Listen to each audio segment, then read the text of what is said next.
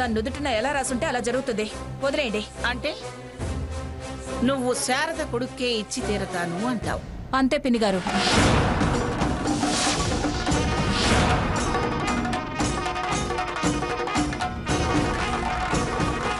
ఇంత చెప్పినా నన్ను నమ్మకుండా మొండికేస్తున్నావు కదూ. సరే, నేనింక ఎదురు రాదలుచుకున్నా. దాన్ని వాడెలా చేసుకుంటాడో నేను చూస్తాను.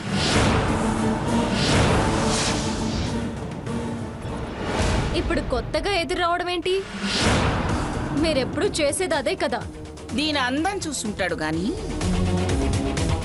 అసలు విషయం తెలియదుగా. నువ్వేదో పంతానికి పోతున్నావు. నా మీద అపనమ్మకంతో మొండికేస్తున్నావు గాని సావిత్రి, దీని బతుకు బండారం బయట పెట్టే ఫోటోలు నా దగ్గర ఉన్నాయన్న విషయం మర్చిపోతున్నావు.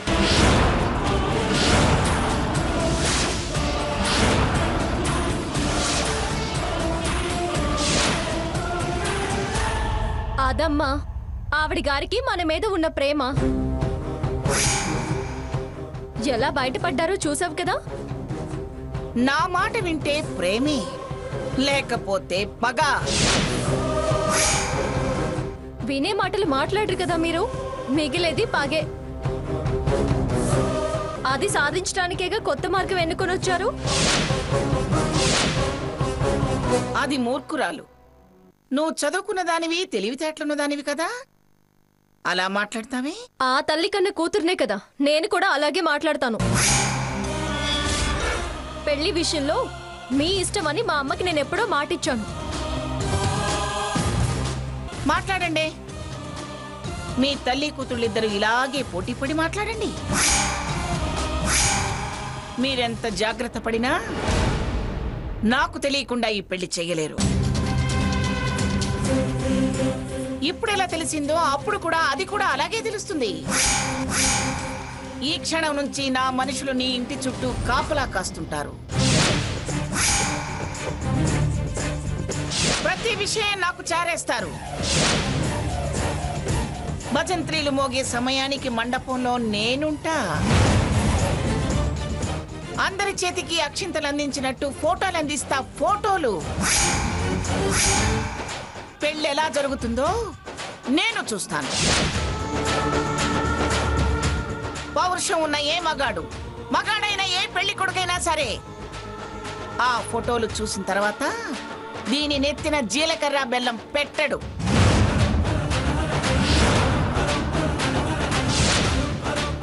మెడలో తాళి కట్టడు. పెళ్లి పెటాకులవుతుంది. ఇది మళ్ళీ కుమారిగానే మిగిలిపోతుంది. కానివ్వండి, అలాగే కానివ్వండి. పంచుతారో లేక ఇదివరకు అన్నట్టు పోస్టర్లు వేసి గోడలంతా అతికిస్తారో, టీవీల్లో చూపిస్తారో, ఏం చేయదలుచుకుంటే అది చేయండి.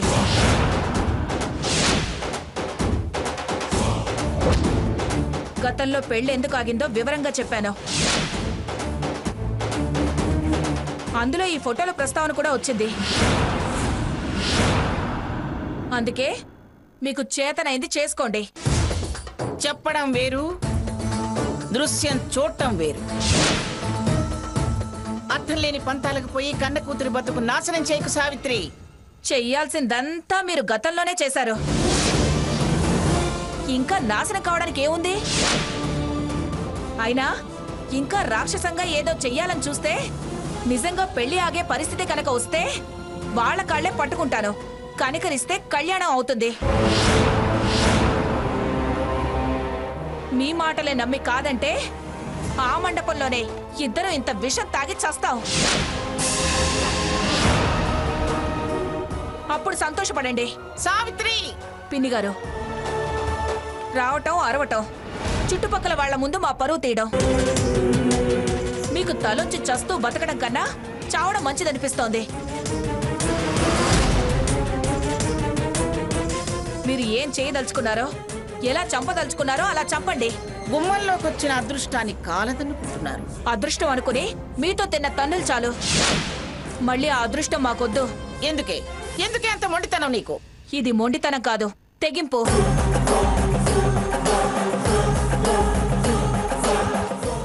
చావు తప్పదనుకున్నప్పుడు బలం పుంజుకునే బలహీనత. మీరింత తెగబడ్డాక మీ అంతు చూడకుండా వదలనే. ఇక వదిలే ప్రసక్తే లేదు. డ్రైవర్! అమ్మగారు! పద కార్తీక్.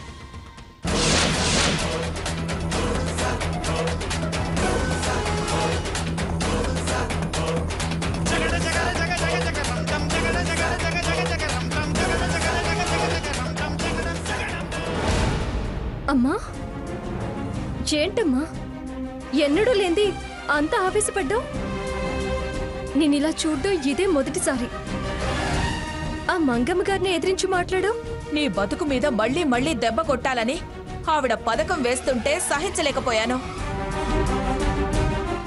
వసంత్ తప్పి ఆవేశపడాల్సొచ్చింది. కానీ పొరపాటు చేశాను. చాలా పెద్ద పొరపాటు చేశాను. ఏంటమ్మా, క్షణం క్రితం అంత ధైర్యంగా మాట్లాడి మళ్ళీ ఇలా పొరపాటని బాధపడుతున్నావు?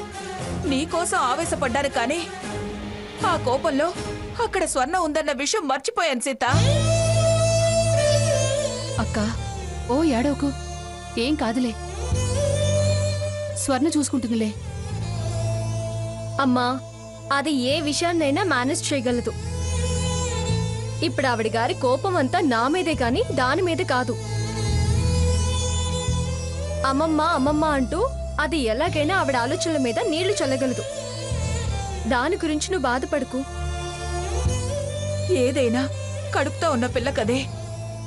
రేపు పొరుళ్ళు పుణ్యాలు మంచి చెళ్ళు చాలా ఉంటాయిగా. పెళ్ళైన తర్వాత ఆవిడ గారు చేయగలిగేది ఏమీ లేదు. అంతేనంటావా? అంతేనమ్మా. అడగాల్సిన 4 మాటలు చాలా బాగా అడిగావు. అలాగే ధైర్యంతోనే ఉండు.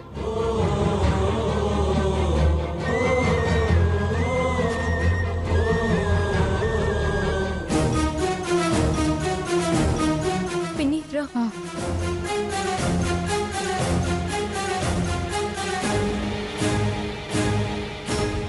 అమ్మా, ఫోన్ ఎవరికి చేస్తున్నావు? వదిన గారికి ఈ విషయం చెప్తే కాస్త ధైర్యం వస్తుందే.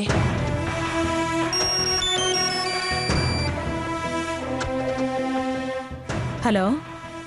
హలో వదిన గారు, చెప్పండి. ఇప్పుడే మంగమ్మ గారు మా ఇంటికొచ్చి వెళ్లారు. మంగమ్మ గారా? ఏంటట? ఎందుకొచ్చింది?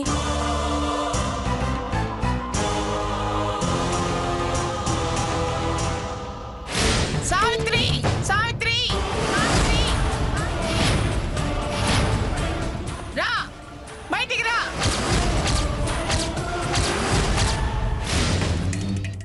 ఆవేశంలో 4 మాటలనేశాను. మంచి పని చేశారు. అయినా మీ అమ్మాయి పెళ్లి మీ ఇష్టం. మీకు నచ్చిన వాళ్ళకి ఇచ్చుకుంటారు. వాళ్ళకివ్వాలి వీళ్ళకివ్వద్దు అనే అధికారం ఆవిడకెక్కడుందండి?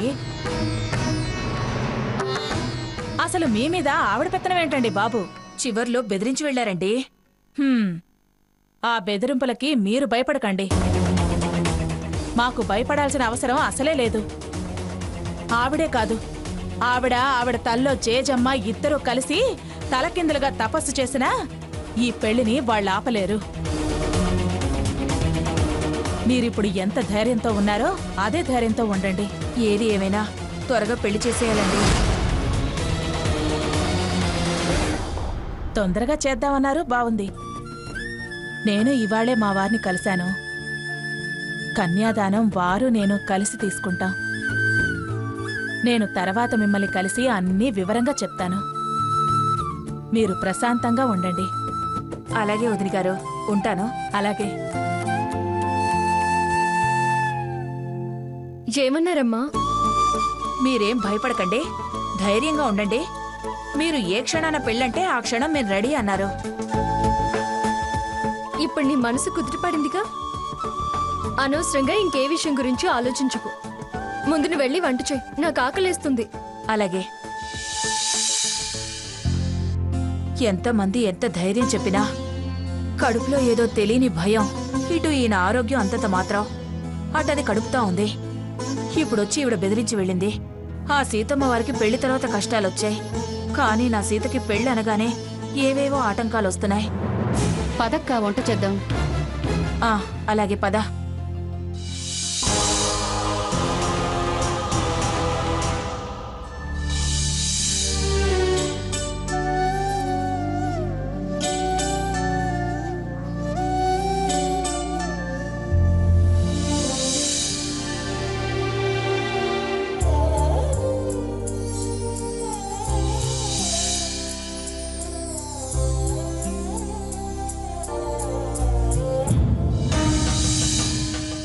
భగవంతుడా, మమ్మల్ని కరుణించు. సీత మెడలో ఏ ఆటంకం లేకుండా 3 ముళ్ళు పడేలా చూడు తండ్రి. 7 కొండలు నడిచొచ్చి మొక్కు తీర్చుకుంటాను.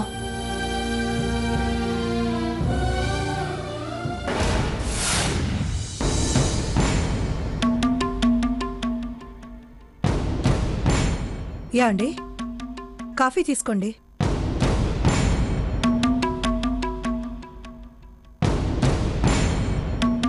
ఏంటండి అలా ఉన్నారు? ఏమీ లేదు. చూడండి, మనసులో ఏదో లేకపోతే ఏ మనిషి ఇలా ఉండరు. ఉదయం ముందు మీరు వెళ్ళారు, మీ వెనకాల అత్తయ్య గారు వచ్చారు. అసలు మీరు ఎక్కడికి వెళ్ళారు? మీరెక్కడైనా కలుసుకున్నారా? మీ మధ్య ఏమైనా గొడవ జరిగిందా? ఏ గొడవ జరగలేదు. నేను బాగానే ఉన్నాను, వదిలే. మీరు మామూలుగా ఉంటే నేను ఇలా అడిగేదాన్నే కాదు. తిరిగొచ్చిన దగ్గర నుంచి మీరు ఇలా ఎడమొహం పడిమొహంగానే ఉంటున్నారు.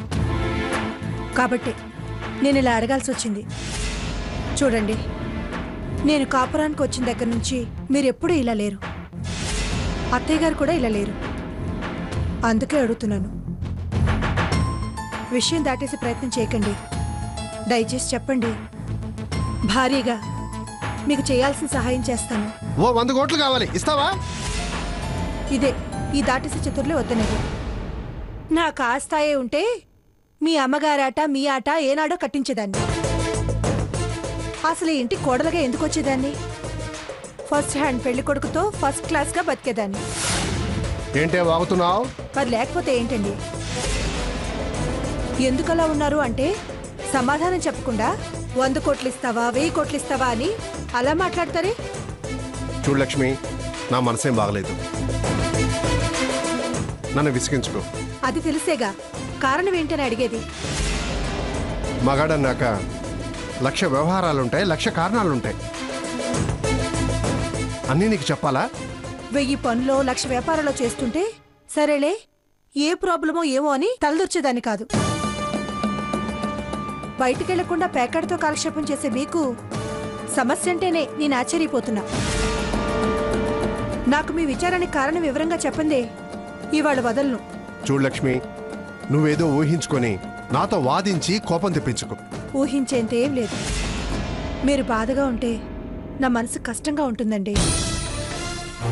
మీరెవరిని పట్టించుకోనట్టే నన్ను కూడా మిమ్మల్ని పట్టించుకోవద్దంటే ఎలా? ఉంటే వంటింట్లో, లేకపోతే ఒంటరిగా ఈ గదిలో. మూడు బాగుంటే పొడి పొడిగా పలకరిస్తారు.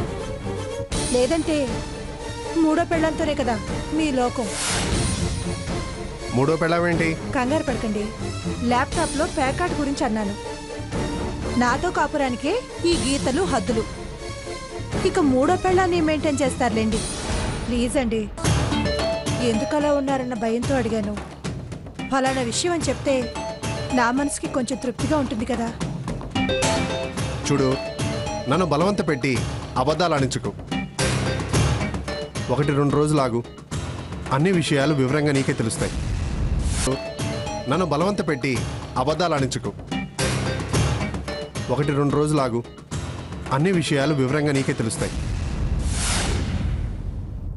నా మీద నమ్మకం ఉంచు. నీ దగ్గర నేను ఏదీ దాచను. దయచేసి నన్ను అర్థం చేసుకో. లేదు చెప్పందే వదలనని మొండికేస్తే తప్పదనుకుంటే చెప్తాను. కానీ నా పరిస్థితి నీకు బాధ కలిగిస్తుందని ఆగుతున్నాను. ఇప్పుడు చెప్పందే వదలవా?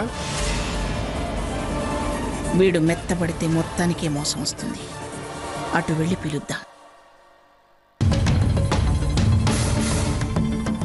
ఆనంద్, ఆనంద్! అమ్మో, అమ్మా! తాత కాబోతున్నారు. ఇంకా అమ్మ అంటే గజగజే. నువ్వు ఉండవే.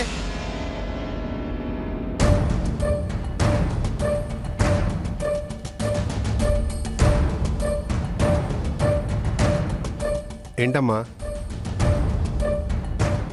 ఏమిట్రా మీ గదిలో నుంచేవో పెద్ద పెద్దగా మాటలు వినిపిస్తున్నాయి? వినడం తప్పే కావచ్చు గాని బయటకు వినిపించేలా మాట్లాడుకోవటం మీ తప్పు. అమ్మా అది అడుగుతుందని బయటపడి నువ్వు ఏది పడితే అది చెప్పద్దు. ముఖ్యంగా శారద విషయం, దాని కొడుకు విషయం, వాడి పెళ్లి విషయం అస్సలు తెలియకూడదు. తెలిస్తే నువ్వు నేను ఇద్దరం తప్పులు పడతాం.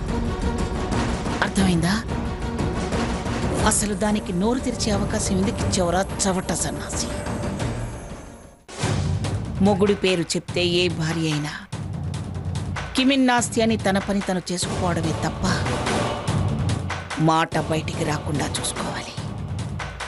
అది భర్త పాటించాల్సిన ధర్మం. అర్థమైందా? నాన్న ధర్మం పాటించడం లేదనేగా దాని అర్థం. ఏమిట్రా మనసులో ఏదో అనుకుంటున్నావు? మీ నాన్న గురించేనా?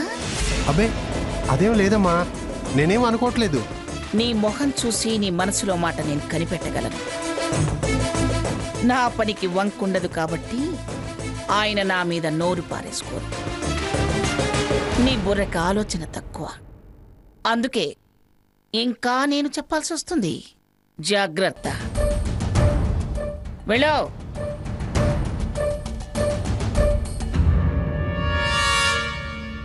ఏంటండి ఏదో లెచ్చరిచ్చి వెళ్తున్నట్టున్నారే?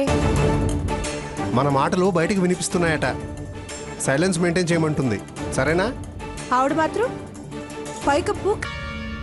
ఏంటండి ఏదో లెచ్చరిచ్చి వెళ్తున్నట్టున్నారే? మన మాటలు బయటికి వినిపిస్తున్నాయట, సైలెన్స్ మెయింటైన్ చేయమంటుంది. సరేనా? ఆవిడ మాత్రం పైకప్పు క్రాకులు ఇచ్చేలా అరవచ్చట్నా? అమ్మ సంగతి కొత్త మనకు, వదిలే.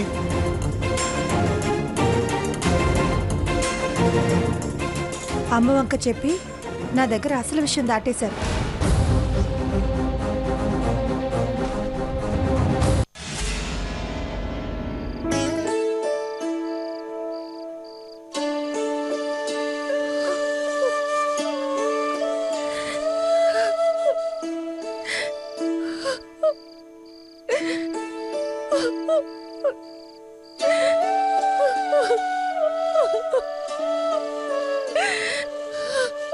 అక్కేంటి ఈ టైంలో ఒంటరిగా కూర్చుంది?